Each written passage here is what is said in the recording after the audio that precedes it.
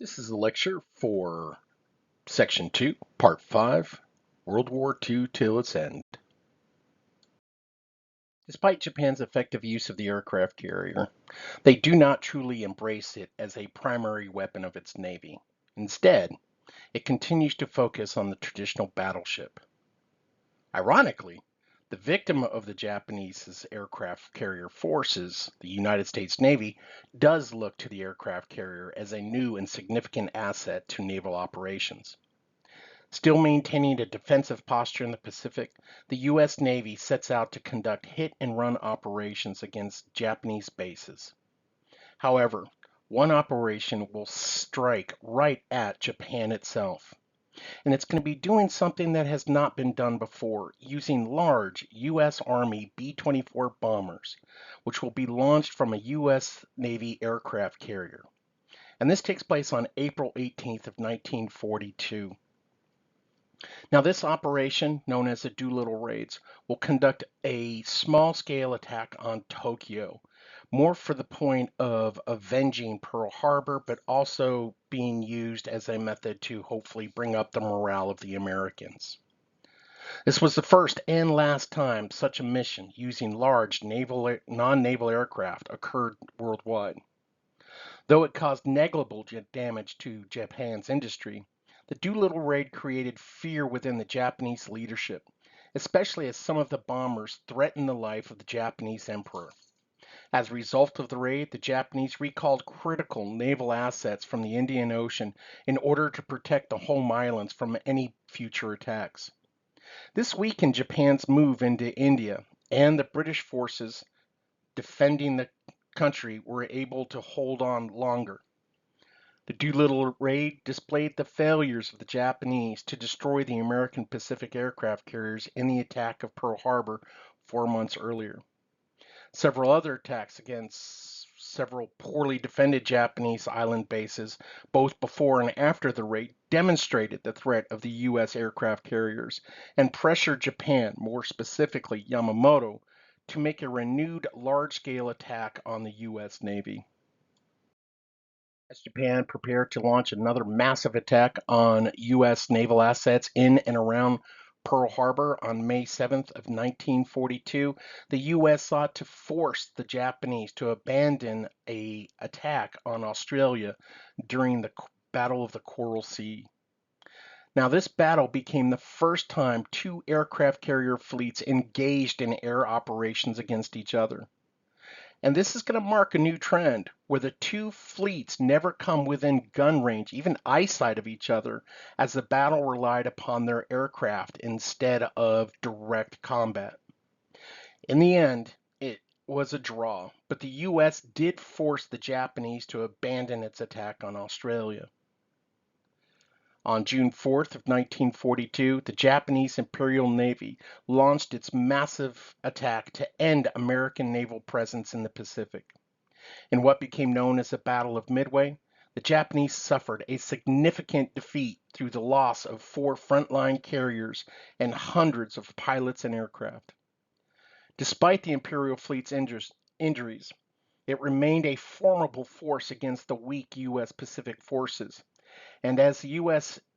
endured numerous losses to the Japanese, they were able to do so because, unlike the Japanese, the United States had the resources to replace its losses as the American military buildup was gaining momentum.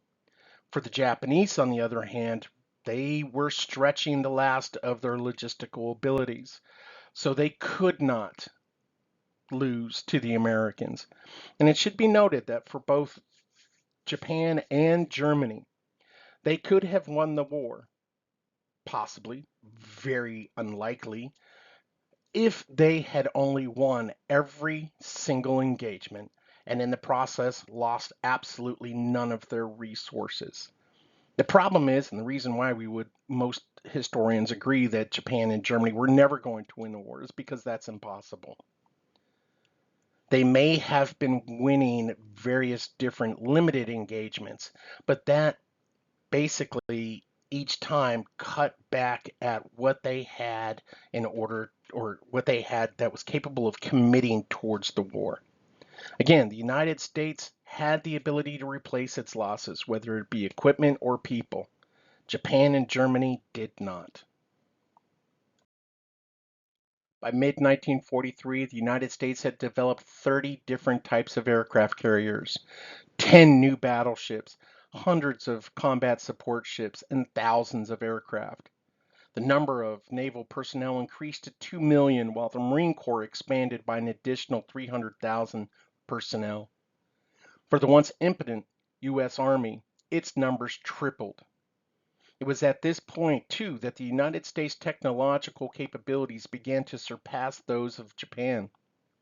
For the Japanese Empire, though, it encountered massive losses that could not be replaced as highly trained combat troops were significantly depleted from battle and disease, while necessary supplies were not available due to logistical failures or outright interference from Allied forces. In January of 1943, United States President Franklin Delano Roosevelt and British Prime Minister Winston Churchill attended the Casablanca Conference, as Premier Joseph Stalin remained in the Soviet Union as Germany's invasion continued to threaten the downfall of his country. Stalin cried out for more aggressive actions by the United States and Britain against Hitler, as he sought to draw Nazi focus away from the USSR. Unfortunately for the USSR, Britain and the United States were not ready for direct engagements based on the United States' delayed military buildup. Instead, they elected to focus their operations on northern Africa, as it represented the soft belly of the German holdings. Additionally, the US and Britain promised to increase airstrikes against Germany. Now, to some extent, without any warning, Roosevelt called for unconditional surrender of Germany as the condition of ending the war, a move that represented Allied determination as the Axis powers would be fought to their ultimate defeat, leading to an occupation of Germany. And Roosevelt and later Churchill felt that this was the only way that they could get the Germans to actually fully commit to understanding that they had been defeated. They felt that if Germans actually saw Allied troops in their cities, they would no longer have a desire to deny the effects of the war. Again, keep in mind that this was in response to how Hitler was able to push his country into war by denying the fact that they even lost World War I. By January of 1941, Germany was fighting on three battle fronts with the Soviet Union, North Africa, and throughout the Atlantic Ocean and Mediterranean. Germany's involvement in North Africa is the result of Italy's military failure in its attempt to take the resource-rich region away from the British. Italy, unfortunately for the Axis powers, has become a liability for the war against the Allies. As German successes began to decline and the U.S. increased its industrial output, tensions between the military and Nazi leaders amplified, often fueled by Hitler's chaotic leadership and desire to be at the forefront of all decisions, as his instability was taking its toll on the military. Despite Germany's overextended reach, large amounts of resources were also being committed to Germany's Jewish question and its internal purification. The targeting of European Jews, both in and outside Germany, has opened Germany's first operational front, and as such, Germany is fighting on four separate fronts. For the United States, its first set of operations against Germany involved escorting British and Russian convoys across the Atlantic Ocean in order to ensure the critical supplies reached their destination, thereby ensuring the two countries' survival. On January of 1942, Germany increased their U-boat offensive along the American East Coast. For a while, the Germans referred to this period as the Happy Times, as it resulted in hundreds of ships and thousands of tons of desperately needed cargo being destroyed at sea. In 1943, however, during a period known as Black May, New Allied tactics, naval weapons, increased air support, and the readoption of World War I convoy movements led to significant German losses. Additionally, the deciphering of German naval codes played a substantial role in Allied victories, as German communications were read daily, revealing the locations of their naval assets and intended targets. By the end of 1943, the German U-boats no longer presented a significant threat to Allied logistical operations, as serving on a U-boat was now was proving to become a suicidal mission. With the development of long-range bombers and the advanced Norton bomb sight, the U.S. hoped to accomplish precision bombing of German military and industrial assets like factories, power stations, transport hubs, and military bases. In theory, the U.S. Army's bomber mafia believed that the Norton bomb sight had the capability of dropping a bomb into a pickle barrel from 20,000 feet, and thus this would allow for critical hits on German assets while also reducing the possibility of killing civilians.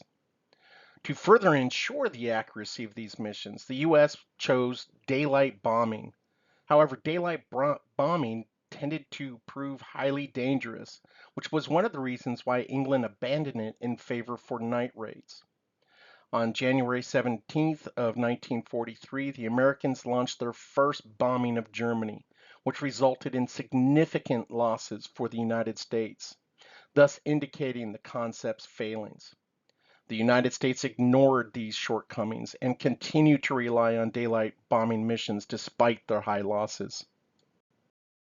An 8th Air Force mission lasted an average of 12 hours in bombers with walls no thicker than a soda can, which provided no protection from bullets, shrapnel, or the sub-zero temperatures outside the aircraft.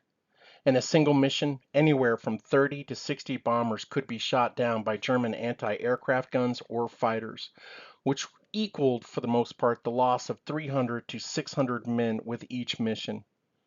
Until the end of the war, an American bomber crew had a 1 in 5 chance of not surviving a mission. In addition to the high losses, Army surveys showed that only 20% of the bombs fell within 1,000 feet of the target area. This revealed the ignorance of those who advocated that the Norton bomb sight was accurate and vital to precision bombing. The major flaw in their assumptions was that over the test sites of the United States, where the bomb sight proved accurate, the crews were not only flying in calm, clear weather, but were also not under attack from enemy fighters and anti-aircraft guns. Such factors tended to affect the system and the people operating it. The failure of the bomber concept also meant that the targeted factories built within highly populated cities were often back online within weeks, while the surrounding cities were decimated, leading to the deaths of over 1 million civilians. As the bombing operations continued, the United States Army Air Forces assigned fighter planes to the missions in order to provide needed protection against the German Luftwaffe. At first, the fighters could not fly with the bombers all the way to their targets and back, thus leaving the bomber crews to continue suffering massive losses as before. However, by 1944, the new American and British designed P-51 Mustang and its external tanks were able to escort the U.S. bombers into Germany. Additional fighter aircraft were used as the Allied forces gained territory closer to Germany after the Normandy invasion. Over time, the success of the bombers' crews' little friends, as they were called, resulted in the bombers actually becoming bait for the fighters to attack German fighters. And we're going to find that by 1945, the Allies had gained a near complete control of the skies over Germany. One of the squadrons that served to protect the American bombers was known as the Tuskegee Airmen, who were the first African American military aviators in the United States Armed Forces, serving at a time when the Jim Crow laws of the American South influenced the U.S. military's policy of racial segregation. With tails painted red to identify their squadron, the Red Tails flew the period's most advanced fighter, the P-51, and maintained one of the highest operational ratings in the war. Their success disproved the racial stereotypes that had served to limit African Americans in U.S. society. By war's end, the 332nd Fighter Group earned 3 Distinguished Unit citations, at least 1 Silver Star, 96 Distinguished Flying Crosses for 95 airmen, 14 Bronze Stars, and 744 air medals. Whether flying fighters, bombers, or driving tanks in the battlefield, African American units performed well beyond the limitations placed upon them and many other all-white units. In reviewing of American strategic bombing, daylight precision bombing is often referred to as a successful failure. Despite all of its problems, it created a 5th operational battlefront for Germany as Hitler diverted Germany's already limited resources from active combat zones to the defense of its cities. This weakened its front lines. The operations did cause interruptions in Germany's industrial output, though it did not stop production outright as originally intended. Strategic bombing also began to wear down the spirit of the German people and diminish their support for Hitler. It should be noted that the Allied strategic bombing of Germany was the only action against the German homeland until its actual invasion in 1945. On November 8th of 1942, Operation Torch and the United States Army's first major Atlantic campaign began as England and the United States landed at points along the coast of North Africa.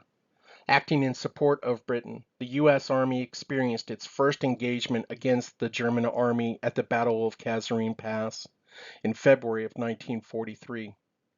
Unfortunately, this battle resulted in massive losses for the Americans, leading to a complete reorganization of the U.S. Army ground forces and their leadership. It should be noted, though, that after the shakeup, the U.S. Army appeared to have improved across the board and became a formidable fighting force in North Africa. And by May of 1943, the Allies controlled the whole of North Africa, thus cutting off the Germans and Italians from the raw resources they needed, such as Africa's oil reserves. With Germany on the retreat in North Africa, the U.S. and British armies launched an attack into Sicily on June 9th of 1943. Emboldened by its performance in North Africa and as the Allies' major industrial producer, we're going to find that the U.S. seeks an increased role throughout the war. In July of 1943, as Allied forces entered Italy, Mussolini was deposed and Italy switched sides. After rescuing the Italian dictator, Hitler installed Mussolini as the leader of northern Italy, initiating a period of intense fighting and massive losses for both sides. On June 5th of 1944, the British and Americans entered into the city of Rome. However, even as they controlled Italy's capital, the worst of the liberation of Italy was still ahead for the Allies. Facing this serious period of combat in Italy, we'll find that one group of Americans are going to excel. Although still interned in U.S. camps and treated as criminals, numerous Japanese Americans sought to contribute to the war and restore their place in American society. Many were sent to the Pacific as translators, but many also are going to go to Italy to fight the German forces. Now keep in mind that the families of these servicemen were not given any privileges while their children were all fighting in the war, and they continued to suffer from racism and harassment from within the U.S. military and within the camps themselves, even though, again, their children were fighting in the war. The 442nd Neisei Group, Neisei being the Japanese word for American-born Japanese, became the most decorated U.S. unit for its size and length of service. The unit would end up being awarded 9,486 Purple Hearts, 8 Presidential Unit citations, and 21 of its members were awarded the Medals of Honor. In 1943, American Dwight D. Eisenhower was appointed Supreme Commander of the Allied Expeditionary Forces. He was not known as a strategic or tactical general, but as a desperately needed political general who avoided critical conflicts by balancing the needs, egos, and priorities of the three Allied forces. Under the command of General Eisenhower, the Allies prepared to land troops in France, creating a new battlefront for Hitler. Now, this invasion would involve naval, air, and ground forces, making it the most significant military action in world history. The entire operation is going to demand the utmost secrecy, flawless coordination, and complicated deception if it's going to work. If successful, the US and Britain would occupy or would accompany the USSR's push towards Germany after the Russians have halted Hitler's attempted invasion and forced his retreat. On June 5th of 1944, over 17,000 American paratroopers and glider troops landed behind Nazi fortifications along the Normandy beaches with the mission to secure all critical bridges and railways. The chaotic deployment, unfortunately under the extreme combat conditions, proved to be a successful failure for the Allies, as though their troops were indiscriminately spread throughout the French countryside without much of their needed gear. We'll find that the chaos was passed also on to the British defenders, who found themselves overwhelmed with trying to determine where their enemy was at any one point. The next morning, over 160,000 Allied troops landed along a 50-mile stretch of heavily fortified coastline in Normandy, France. Unfortunately for the men hitting these beaches, the ships and bombers that were supposed to have destroyed a lot of the infrastructure for the German military were unsuccessful. And we're going to find that despite the heavy losses experienced by the Allies, their strength of numbers eventually overwhelmed the German defenders. In the end, the Allies suffered more than 226,000 casualties during Operation Overlord, but their sacrifices allowed the slow advance towards Germany. And part of that success occurs on August 25th of 1944, when the Americans and British will liberate Paris and France itself. Despite the successes of the Allied forces, a new problem is starting to emerge. No longer on the defensive and maintaining one of the most significant military forces in the world, Joseph Stalin abandoned his promise to liberate Eastern European countries, and he instead is going to seek to gain control of them. By the end of 1944, Stalin's liberation of Poland turned into a forced occupation of the country. This openly violated the Allied agreements promoting the return of conquered countries to self-rule. The British and Americans view Poland as a warning of future Soviet aggression and the beginning of the alliance's collapse and the resumption of former hostilities between the three countries. Assured of Germany's impending fall, on February 4th of 1945, Roosevelt, Churchill, and Stalin met to discuss the post-war reorganization of Europe and Japan's future defeat. No longer in a state of emergency, all three countries sought to secure their individual interests in Germany and the rest of Europe, even at the stake of their own alliances. The US and England abandoned Poland to the USSR in order to ensure the latter's assistance against Japan. Upon his arrival at the conference, it is clear that after seeing the United States through the Great Depression and World War II, FDR's health is steadily worsening. The last time FDR was seen walking publicly was during his fourth inauguration weeks earlier. Since that day, and throughout the Yalta Conference, he remained in his wheelchair. On April 24th of 1945, after returning from the meeting, FDR dies from a massive cerebral hemorrhage. Following the death of President Franklin Delano Roosevelt, Harry S. Truman becomes the 33rd President of the United States on April 12th of 1945. It should be noted that as FDR faced a close election for his fourth term, he and Truman formed an executive partnership as a electoral tactic, not a true political alliance. While FDR focused on the war, Truman concentrated on domestic affairs. Unfortunately, this arrangement left Truman outside Roosevelt's inner circle, thus denying him access to national security information and to FDR's foreign policies. Upon assuming the presidency, Truman was well aware that he remained unprepared for his new role as President of the United States, especially when it came to regarding the war. What the small population of European Jews encountered between 1935 and 1945 defied all 20th century understanding and morality. Under Hitler, the Jews were blamed for the loss of World War I, the Great Depression, and the so-called failing of German social values. Many Jews sought to leave Germany before the Holocaust, but faced restrictions from numerous countries, including the United States. The turning away of Jews seeking safety in the U.S. revealed an anti-Semitic attitude within parts of the U.S. political system. Roosevelt will receive criticism early in the war because of his anti-immigration policies that prevented Jewish immigrants from entering into the country, although the U.S. was well aware of the Nazis' actions towards the Jews. It should be noted that once the Holocaust was underway, the only way to save its victims was to defeat and occupy Germany. There were no other options open to the Allies based on the locations of the camps and the strength of the German forces. Hitler and his supporters long declared genocide, aka the final solution, as the answer to Germany's so-called Jewish problem. Jewish communities throughout Europe were rounded up in the mass to either be executed immediately or sent to camps.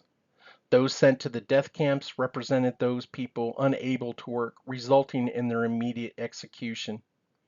The people capable of work were sent to the labor camps where they worked until their death. As such, both types of camps were truly death camps, as time was the only component that separated the two. As stated earlier, the Holocaust held an equal level of importance to Germany's military operations. Thus, it represented one of their three operational fronts, in addition to defending their cities and maintaining their Atlantic operations. In 1945, when the American and Russian troops entered Poland and Germany, they found thousands of people near death in hundreds of abandoned camps. Looking over the horrors, General Eisenhower demanded that photos and movies capture the scenes, as he feared that one day people would deny the existence of the Holocaust. When the numbers are totaled, and keep in mind that these will always be estimates because we don't truly know, and for the most part, they'll always be on the low side, we find that the total Jewish victims were 6 million. This includes 1.3 million Soviet Jewish civilians. We're going to find that 7 million Soviet civilians were lost during this period. And we'll find that Soviet prisoners of war who also served in these camps numbered around 3 million. Non-Jewish Polish civilians around 1.8 million, including between 50,000 and 100,000 members of the Polish elite class. We're going to see that Serb civilians were also sent to these camps, and they are going to lose around 12,000 people. When we look at non-Jewish German victims, people with disabilities living in institutions would suffer 250,000 deaths at the hands of the Nazis. The Roma, or European Gypsies, would also suffer at the Nazis, losing 196,000 to 220,000 people. Individuals who belong to the Jehovah's Witnesses are going to see about 1,900 of their members killed by the Nazis. Individuals who maintained repeated criminal offenses, 70,000 or more were killed by the Nazis. And those who opposed Hitler and his Nazi party, we know that the number is large, but we have no understanding or way of measuring how many people were lost. And when it comes to homosexuals who were openly hated by the Nazis, we're going to find anywhere between hundreds, if not thousands, are going to be killed in executions or other beatings by Nazi party members.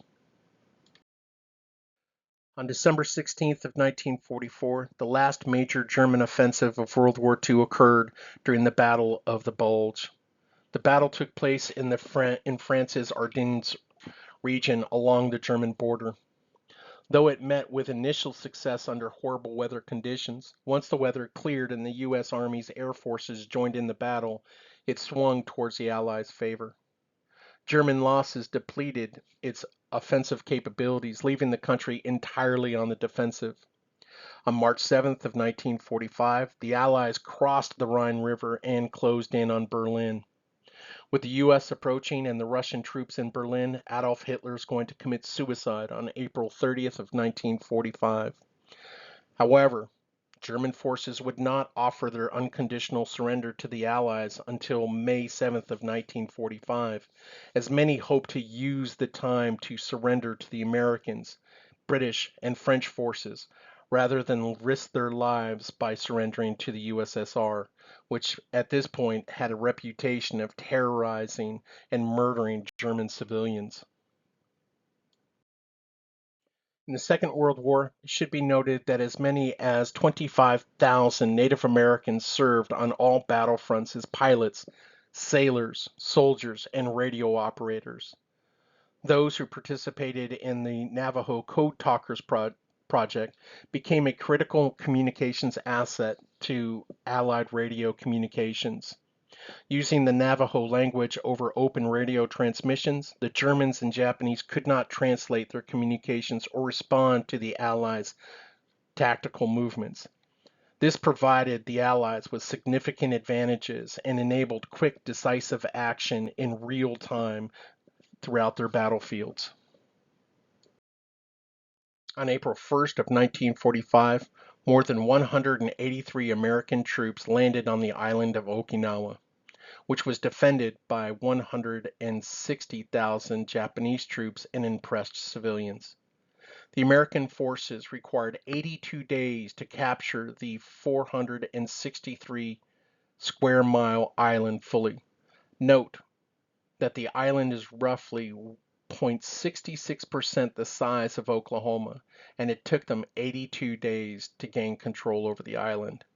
This was because the Japanese were using tunnels, caves, and camouflage in order to hide their artillery, tanks, and troops. And we're going to find that the Japanese were able to withstand these American bombardments while also attacking U.S. troops at times out of nowhere because of these caves and tunnels. By the end of the invasion, U.S. forces lost 14,000 personnel, both on land and at sea. And we're going to see that based on U.S. military estimates, 110,000 Japanese soldiers were believed to be killed during the battle. The capture of Okinawa and later Iwo Jima placed Japan within range of American land-based bombers, allowing the same kind of strategic bombing operations as seen in Germany. With Japan's loss of a major operational center, the empire was devoid of critical military resources to counter the Allied forces. As seen in both past and future encounters, during the invasion of Okinawa, hundreds of local civilians engaged U.S. forces knowing they would die. When not engaging American forces, other civilian men, women, and children chose to jump off cliffs or use explosives stored in the caves to kill themselves. Later, it was discovered that they sought to escape what they were told would be the terror of the American soldiers, a story propagated by Japanese military commanders. The willingness of the Japanese people to kill themselves rather than surrender hinted at what awaited the Allies if they invaded the Japanese homelands. The Allies, more specifically the Americans, would be facing not only Japanese defensive forces, but also women and children willing to die in defense of their communities or to avoid capture. On March 10th of 1945, Japan experienced its first strategic bombing. Railroads, shipping ports, and industrial facilities were destroyed without regard for civilians. The civilian losses and the apathy of the bombing planners resulted from the lessons learned over Germany, the desire to end the war as fast as possible, and to some extent the racial bias against the Japanese people. In one night, 16 square miles of Tokyo were incinerated in a planned firebombing of the city. The heat of the firestorm created updrafts that at times thrust U.S. bombers hundreds of feet higher as they passed over the city. Between 80,000 and 130,000 Japanese civilians died in what became the worst single firestorm in recorded history. It should be noted that the British bombing of Hanover, Germany was rated the second. Despite the regular strategic bombings of the country, Japanese military leaders remained defiant against the Allied push towards their homeland. However, as the war came close to the Japanese people, the military and government could no longer hide the state of the war from the civilians. In May of 1945, Allies started planning the invasion of Japan and the capture of Tokyo. The early estimates predicted that between 1 and 4 million Allied, mainly American casualties would result from the invasion, of which 400 to 800,000 would be fatalities. Military planners also estimated that 5 to 10 million Japanese fatalities would result from an invasion, especially with the anticipated large-scale participation of civilians in the defense of their homeland. The invasion was scheduled to begin on November of 1945, but it was eventually postponed due to the high potential for casualties on all sides. Instead, the U.S. chose to blockade the country, thus stopping all shipments into Japan and starving the people with the hope of forcing the government into surrender. Between 1943 and 1945, top Allied scientists worked to create the first nuclear weapon. The Manhattan Project was triggered by warnings from intelligence agencies and scientists like Albert Einstein that the German military was researching the development of its own nuclear bomb. In the end, we'll find that Germany never achieved developing a nuclear weapon because their methodology was highly flawed. This, though, would not be the same for the Allies. On July 16th of 1945, the first nuclear device was tested successfully 120 miles south of Albuquerque, New Mexico. It unleashed an equivalent of 20,000 tons of dynamite. Quickly thereafter, the U.S. completed two nuclear bombs of different designs and materials. One was called the Fat Man and the other was the Little Boy. Though both would be used in Japan, originally one of the devices was to be used in Germany, but the surrender of Germany saved it from the bomb being dropped on Berlin. Joseph Stalin, Winston Churchill, and President Harry S. Truman met in occupied Germany between July and August of 1943 to decide how the three countries, along with France, would administer Germany. The Potsdam Conference leaders addressed the establishment of a post-war order, old and new peace treaty issues, and countering the effects of the war. At the conference, Truman revealed the existence of a powerful weapon to Stalin, but he did not disclose the nature of the weapon. However, it should be noted that Stalin was well aware of the American nuclear weapons research, as the USSR had several spies working within the military and the Manhattan Project itself. The Allies gave Japan an ultimatum to surrender or they would meet prompt and utter destruction. But note, the new weapon was not mentioned in this final decree to the Japanese. On August 6th of 1945 at 8:15 a.m., the crew of the bomber Enola Gay dropped the first nuclear bomb in the history of the world. In this, the first of two operations, the gun-type fusion bomb known as Little Boy produced an explosion equivalent to approximately 15 kilotons of TNT or dynamite. In the aftermath, 69% of Hiroshima's buildings were destroyed, leaving 70 to 80,000 people dead. This consisted of 30% of the city's population. Another 70,000 were injured, with an additional 2,000 cancer deaths attributed to the after effects of the bombs. Japan's initial response to the atomic bombings of Hiroshima was characterized by a mix of shock, denial, and internal debate about whether or not they needed to surrender. But in the end, the military leaders continued to refuse any conditions related to surrender. In these images, first let's look at the one on the left side that says before the bomb. This was from B-29 surveillance photos that were taken just before the bomb was dropped over Hiroshima. If we look at the right, we can see all that was left of Hiroshima at the center point of where the bomb was dropped. And you can see the absolute desolation of what the bomb left behind.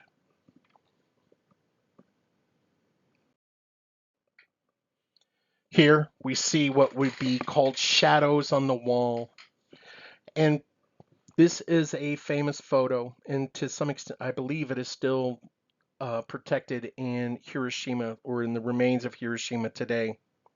What you are seeing here is the last of somebody who did not only die from the nuclear explosion, but disappeared as a result of the explosion. Think of this as a negative, photographic negative.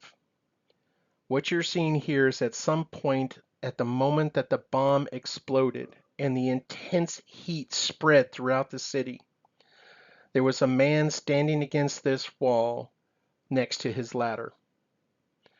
When the heat hit him, it for the most part disintegrated him. In other words, just removed all traces of him. And what we see is actually the cooler spots created by his shadow and his ladder shadow up against this wall. So in essence, what you're seeing is all around that black is the heated up concrete, and the dark images are where it was far cooler because of the shadow that this individual created. This is the power of the nuclear weapon. That if you are close enough to the center, it's not that you just die, but you actually cease to exist. You disappear because of the intensity of the heat.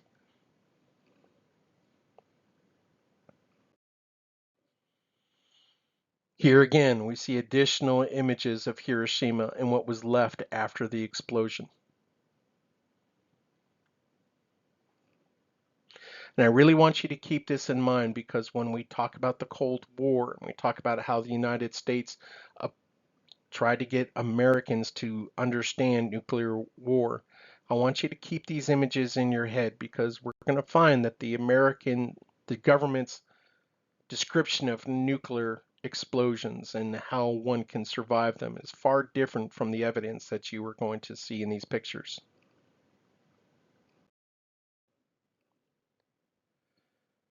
Three days after the first bomb, the Japanese government remained quiet, thus providing no indication as to its intentions on whether or not it wanted to surrender or stay in the war.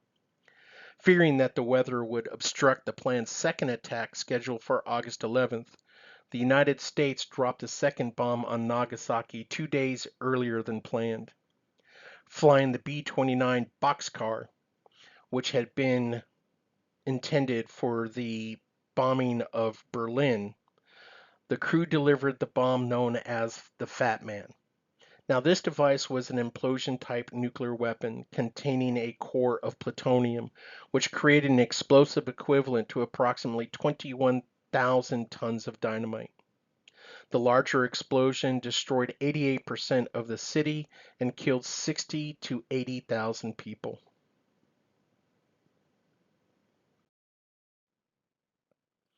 Again, we can see the various different images that are associated with the bombing.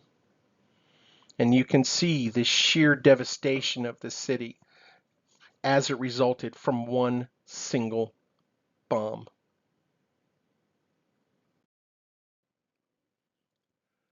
So what would you do? In your final essay, what we are going to be looking is, or asking, is the magical question. Would you have used the 2 nuclear bombs to end World War II? And the question would be why or why not? Give 3 separate and distinct reasons for your actions. Understand, I have given A's for no's and I have given A's for yes. It is all how you're going to present the information provided for you. You can use material from the book, but I've also provided you with material that is found in the Section 3 additional material link, where you can find various different articles related to the dropping of the atomic bombs on Nagasaki and Hiroshima.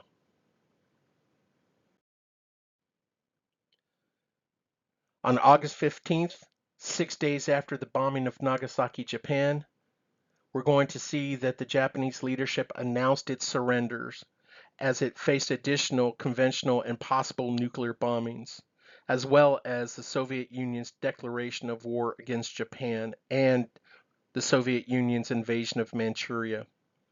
For the first time in Japanese history, the people of Japan personally heard their emperor's voice as he called for Japan's surrender to the Allies. After negotiations that did result in specific concessions to the Japanese, mainly the allowance of the emperor to keep his place in Japanese society, Japanese officials officially surrendered on the deck of the USS battleship Missouri on September 2nd of 1945. In looking at this graph, you can see how I speak of the Soviet Union being the brunt of the war. When we talk about the European front, we need to understand, again, that the United States and England are going to play an important role, but they do not play the key role in the defeat of the Germans, because the mass majority of the fight is going to take place in the Soviet Union. As a result, the Soviets are going to lose nearly 6,000 or 6 million people, while Germany is going to lose around 3 million.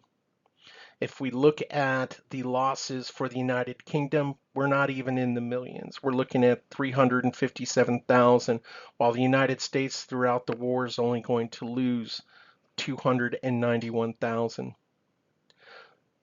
So again, we need to keep in mind, though we played an important role during World War II, especially when we talk about the European theater, the major contribution of the United States in the European theater was its industrial output. Now, of course, when we talk about the Pacific Ocean, we are on a completely different level, because it will be the United States that will primarily fight in the Pacific against Japan. And again, keep in mind, where the United States as a whole on both fronts is going to lose 291,000 people, Japan loses 1,270,000 people.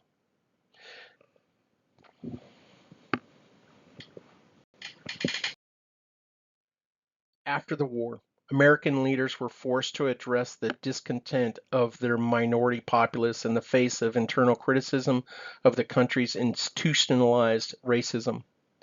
The U.S.'s primary challenge came from its former ally, now the adversarial critic, the Soviet Union.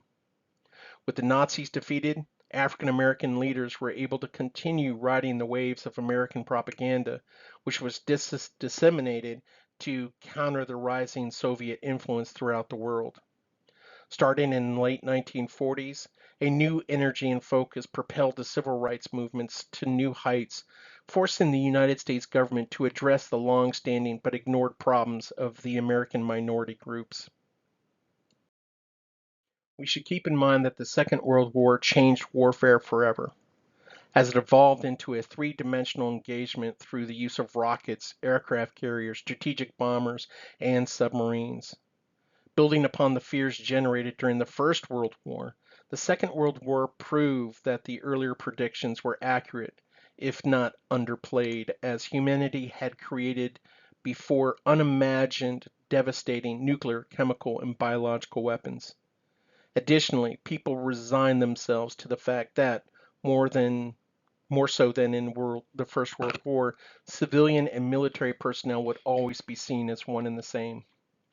World War II placed the United States as the world's first superpower, as it became the largest and most sophisticated military, the world's only military nuclear power, and the country with the strongest economy, having been physically untouched by the war.